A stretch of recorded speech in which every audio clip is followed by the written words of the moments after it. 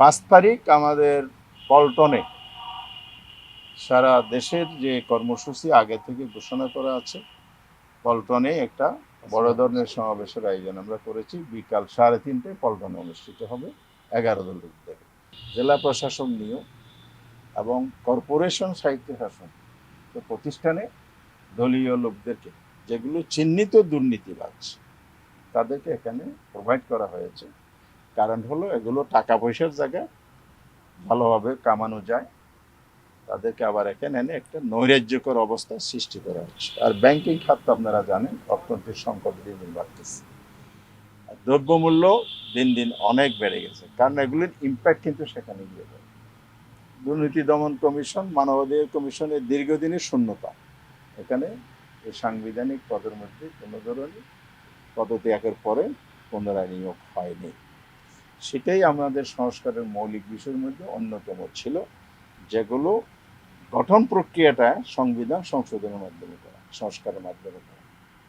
তো এই প্রেক্ষিতে আমরা যে কর্মসূচি দিয়েছিলাম, আপনারা জানেন 3 পর্বের কর্মসূচি সিলেটের সমাবেশের মধ্য দিয়ে 25 তারিখ, আমরা জুলাইয়ের 25 তারিখ শেষ করেছি। এই জন্য আমরা আজকে বসেছিলাম পরবর্তী কর্মসূচি আমাদের কি হবে। এই কর্মসূচি প্রণয়নের জন্য আমরা আজকে এখানে বসেছি সংসদের মাননীয় বিরোধী দলীয় নেতার বাসভবনে। 11 দলের নেতৃবৃন্দ এখানে উপস্থিত হয়েছেন। আজকে কর্মসূচি যেটা প্রণয়ন করেছি, আগামী 3 তারিখ এখানে শীর্ষ বৈঠকে এটা ফাইনালাইজ হবে। আমরা খসড়া কর্মসূচি নিয়েছি, সেখানে ফাইনালাইজ হবে। 5 তারিখ আমাদের পল্টনে সারা দেশের যে কর্মসূচি আগে থেকে ঘোষণা করা আছে, পল্টনে একটা বড় ধরনের সমাবেশের আয়োজন আমরা করেছি। বিকাল 3:30টায় পল্টনে অনুষ্ঠিত হবে 11 দলের উদ্যোগে। শীর্ষ নেতৃবৃন্দ সেখানে বক্তব্য রাখবেন। আমরা প্রথমে আপনাদেরকে ধন্যবাদ দিই, বিগত কর্মসূচিগুলো সফল করার ক্ষেত্রে আমরা আপনাদের সহায়তা পেয়েছি। আগামী দিনে কর্মসূচি বাস্তবায়নের সহায়তা আমরা পাব।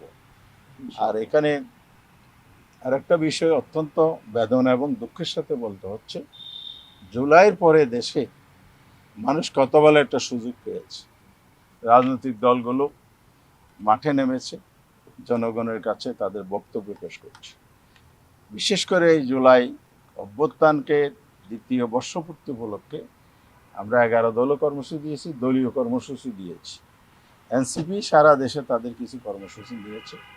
গত 2 দিন ধরে হবিগঞ্জ এবং সিলেট মিলে যে ঘটনা ঘটেছে, অত্যন্ত ন্যাক্কারজনক ঘটনা, খুবই নিন্দনীয় ঘটনা দুটো ঘটেছে। এটা শান্তিপূর্ণ বহরের উপর বা হামলা চালানো, আপনার যদি কারো বক্তব্য পছন্দ না হয়, দ্বিমত থাকে, আপনি জবাবে রাজনৈতিকভাবে মোকাবেলা করতে পারেন, কিন্তু রাজনৈতিক বক্তব্য বা কর্মসূচিকে সন্ত্রাসী কায়দায় মোকাবেলা, এটা হলো বিগত ফেসিবাদের পুনরাবৃত্তি। এর জন্য এই সরকার মানুষের প্রত্যাশা পূরণেতে ব্যর্থ হয়েছে, রাষ্ট্র এবং সরকার পরিচালনায় ব্যর্থ হয়েছে, এই মানুষের যে গণতান্ত্রিক অধিকার রক্ষায় ব্যর্থ হয়েছে, বরং সন্ত্রাস নৈরাজ্য সৃষ্টি করে ক্ষমতায় টিকে থাকতে চায়। এই জন্য আমরা আজকে এই বৈঠক মধ্যেও এটার জন্য একটা নিন্দা প্রস্তাব এনেছি। আমরা এখানেও আনুষ্ঠানিকভাবে প্রতিবাদ জানাচ্ছি। আজকেও ঘটনা ঘটেছে, আপনারা জানেন সিলেটে।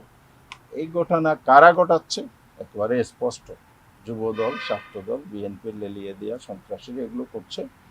আমরা সরকারের কাছে একেবারে সুস্পষ্ট দাবি করছি, অবিলম্বে এই ঘটনার জড়িতদেরকে যেন গ্রেপ্তার করা হয়, তাদেরকে আইনের আওতায় আনা হয়, এবং দেশবাসীর প্রতি আহ্বান হচ্ছে সরকারের জনবিরোধী এ ধরনের কর্মকাণ্ডের বিরুদ্ধে যেন জনগণ ঐক্যবদ্ধভাবে প্রতিরোধ গড়ে তোলে, প্রতিবাদ জানায়, সে আহ্বান আমরা জানাচ্ছি।